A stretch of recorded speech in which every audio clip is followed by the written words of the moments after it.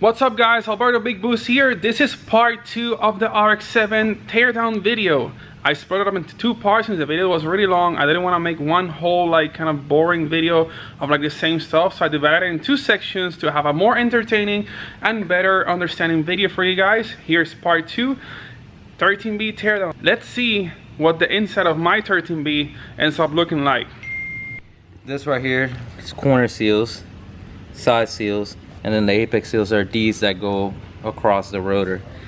So right off the bat, you know, the corner seals, they don't have any spring on them. They're supposed to push in and come out. So you see how flat they are? Yeah. So you see the side seals, they spring in and out, but the corner seals are not. They're stuck right now. Isn't this little groove supposed to be facing the apex seal side, like that little square, or no? It's yeah. But since the apex seals are so worn out, right now it's just spinning on the same spot, you know? Oh, okay. So, let me get... So the apex seals are supposed to be longer than that actually go into that thing? They go through here, so let me pull it out real quick. Let's see if I can pull it out with this one. So these are the dowel pins. You can get solid ones of these. Yeah. So what we'll do is we're gonna get a solid one, and this is the oil passage. They're hollow because from one plate it feeds to the rear one. Yeah. Through the inside of this. So we're gonna put a solid one in externally oil mounted. So right off the bat, the housings are perfect. Really good condition, super low mile. You know, they have no corner wear, no scratches, no nothing. So now we're just gonna pull the housing off and you'll be able to see the apex seals on it.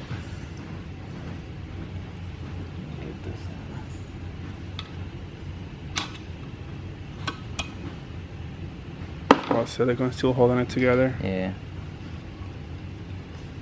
So, see? Wow. Perfect. Oh, there's it's got a little nick right there, and that's your problem. See the apex seal? It's broken. Oh no! Yeah. Wait, I gotta focus on this. Focus camera. So it looks like I have a broken apex seal after all. So that's why I was misfiring on one cylinder then, or one rotor. So it's probably got the same thing on the front one. Yeah. But like I told you, like, you know, usually stuff happens on the rear because of that hot coolant passage. It could have been over boosting and it had a fuel cut on the back. Yeah. The fuel cut only happens on the rear rotor, so it leans it out, and stuff like this can happen. Oh, that's terrible. So this is a regular one, and this is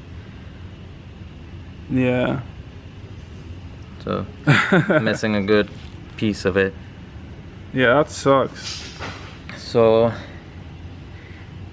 the damage is not that bad.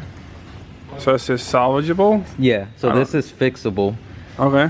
We just gotta get resurfaced. Given that the rest of it is fine.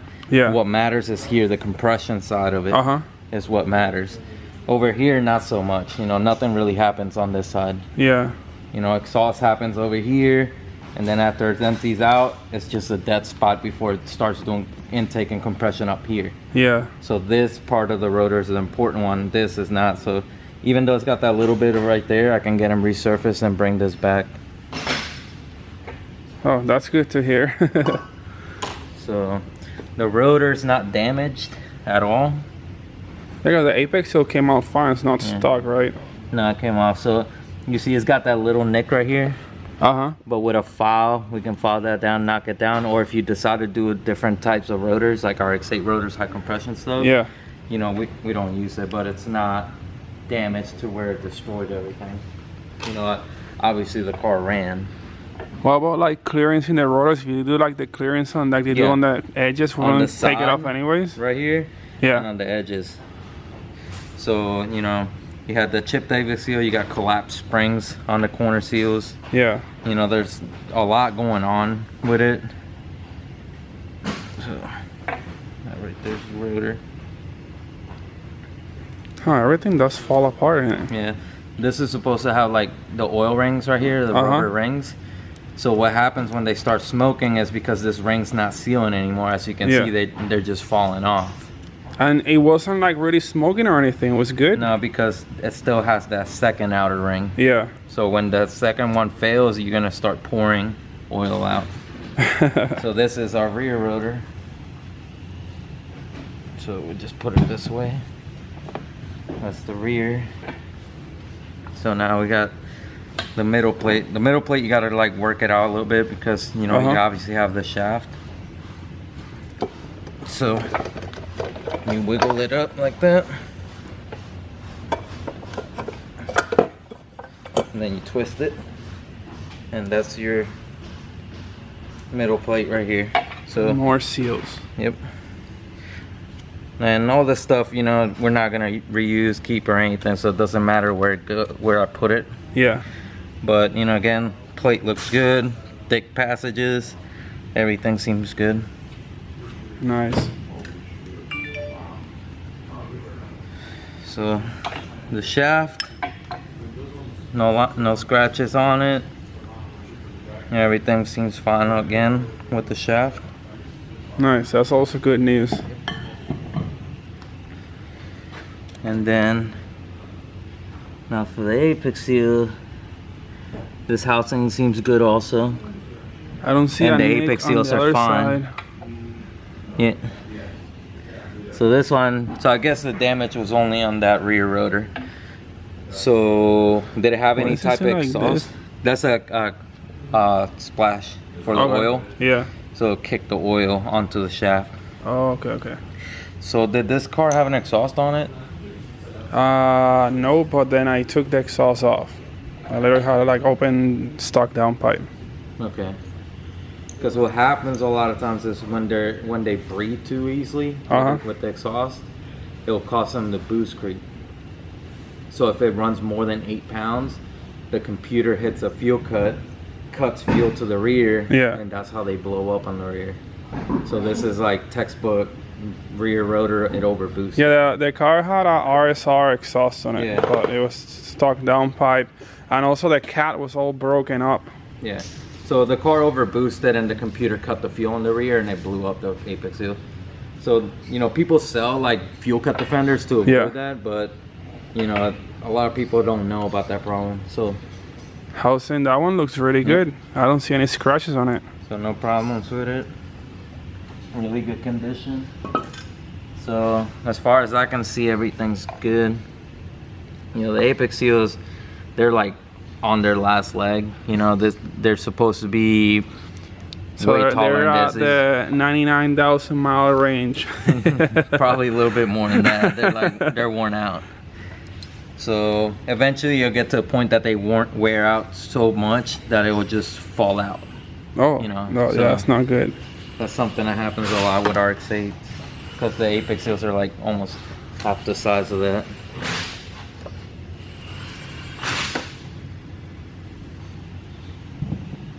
Oh, it's like heavy. I never held one before. Oh, they're not that heavy. I thought they were heavier than that. Cool. And this plate also looks really shiny too.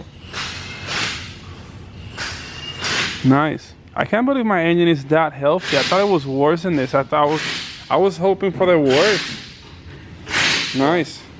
This is that one very important part that makes all the difference in rotary engines, and it's the port. Angel has his own very own port plates. That's gonna be a bridge port plate, right? Yep. And then he's gonna show you how much bigger than this little stock hole is supposed to be afterwards. So that's gonna be the difference. Just look at that hole, much more meat, and then this whole bridge right over here. So this is the equivalent of doing a cam on a piston motor. Yeah, so it's basically like almost like shaped like a cam lobe. So you have like the big open and then it closes like so you just advance smaller. the timing. Yeah. And that's what's gonna make this engine sound really cool. Yep. Make crapping noises. Yeah, that's what I want. This is what makes the noises right here. The bridge? The bridge. it creates like a gap for it to like go from one chamber to the other, and it gives it that lopey idle. Yeah. So what about like making it like louder? Is that what, like exhaust work kind of thing? Yeah, it'll just be exhaust, and then you know, given the bridge only idles at 2,000 RPM, like 1,800, 2,000. You know, a car that's revved up, it makes it super loud. You know, versus like 500 RPM and then 2,000 RPM. You know, it makes it considerably louder. Yeah, it was like idling mine around there, like 2,500, almost 3,000 at one point, so it'll stay on. Yeah, from that missing apex seal. Yeah. The loudest car ever. I can't even hear myself. It's the day of Cleaters and Cars, and we finally got the car running. So yesterday it sprung a leak by the upper oil pan, or should I say lower oil pan. This is 3 pieces. There's an upper, there's a middle pan, and then there's a lower pan, which is this little metal one. So we ended up having an oil leak by the little O-ring that feeds pressure to the oil filter housing, and then I have to remove everything. So I ended up pretty much jacking up the engine all the way up and fixing all that stuff. Now will help me all day today. So hopefully now we can test drive the car and we can take it to Cleaters and Cars today. I never had such a big mess in the shop until right now, plus the shop floor is full of oil. It's pretty nasty to stand on, but we got it done. And my toolbox, it definitely has seen better days. I think the car is good now.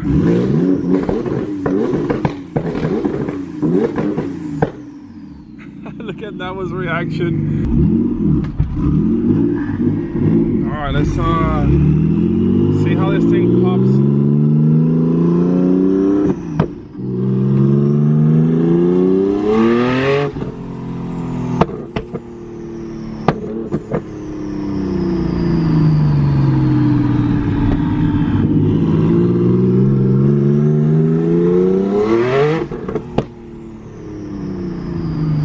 It works. Sounds pretty good. Nabo's already like got the ramp ready, so he can load this guy up. No, what are you doing in there? Huh? What are you doing in the truck? I'm going to the track. What are you doing in the truck? We're going to the track. Wait. Oh, there you go. Yeah. So we ended up finishing the last of the leak on the 370Z. I ended up welding shot this little like service port that's by the oil filter housing, and it was leaking. It's like a little pellet that they put after drilling a hole to have one of those oil ports on the oil pan, and it doesn't leak anymore. So guess what? We're going to the track, but instead of going to Cleaters and Cars, we're actually taking the car to OSW to Black Friday Drift so Adam can make a big nasty burnout over there. Let's see if it actually pulls it off. I ended up bringing the 370 to the rig over here at OSW. Meanwhile, everybody is super quiet because they're about to start the main drift competition for King of OSW. Well, the drift competition started and everybody is all over the stands. There's a lot of people and they're about to send a couple of the cars.